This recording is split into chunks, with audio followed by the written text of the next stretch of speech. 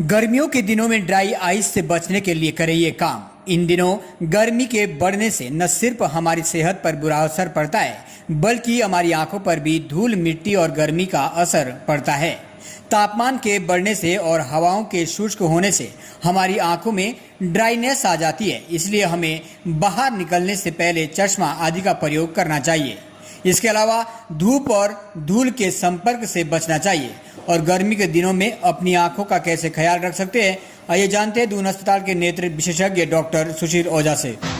आंखों में सूखापन गर्मी से तो होता ही है, जैसा कि आप बता रहे हैं, लेकिन गर्मी के साथ अगर आप एयर कंडीशन में रहते हैं पूरे समय, या आप जो है स्क्रीन टाइम लैपटॉप मोबाइल में बहुत ज़्यादा समय व्यतीत करते हैं, तो ये चीज़ें करने से एग्रीवेशन हो जाता है। तो इसमें दोनों चीज़ों का ख्याल रखना है कि सिर्फ गर्मी से नहीं बचाना है, हमको स्क्रीन टाइम भी कम रखना है। एक सिटिंग में लगातार 30 मिनट से ज़्यादा नहीं बैठना है, और धीरे धीरे जो है अपनी आंखों का भी ध्यान रखना है। पलक झपकानी है, रूल ऑफ 20 जिसको बोलते हैं वो फॉलो करना है। हर 20 मिनट में 20 बार पलकें झपकानी है, 20 सेकंड स्क्रीन से दूर देखना है।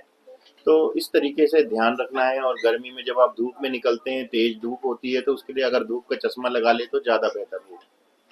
सर, आपने बताया कि एसी भी किस तरह से जो है एसी अफेक्ट करता है आंखों को। एसी में आपने देखा होगा ह्यूमिडिटी कम हो जाती है। एसी के अंदर हम ज़्यादा देर बैठते हैं, फिर एकदम से हम बाहर निकलते हैं तो हीट वेव रहती है।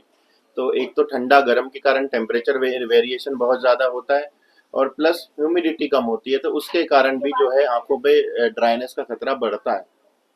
तो क्या कुछ कर सकते हैं सर, जैसे आपने मुझे सिकाई वगैरह का हाँ, बताया? मेन तो आंखों की सिकाई कर सकते हैं, और उसमें जो लिपिड वाली ग्लैंड्स होती हैं जिसको हम मेबोनियन ग्लैंड बोलते हैं, उनके सीक्रेशन अगर कम आ रहे हैं या उनके सीक्रेशन का रास्ता जम रहा है, तो वो मसाज से गर्म सिकाई के बाद खुल जाता है। तो उससे भी काफ़ी हद तक ड्राइनेस में कंट्रोल किया जा सकता है बिना दवा के। ठीक है सर।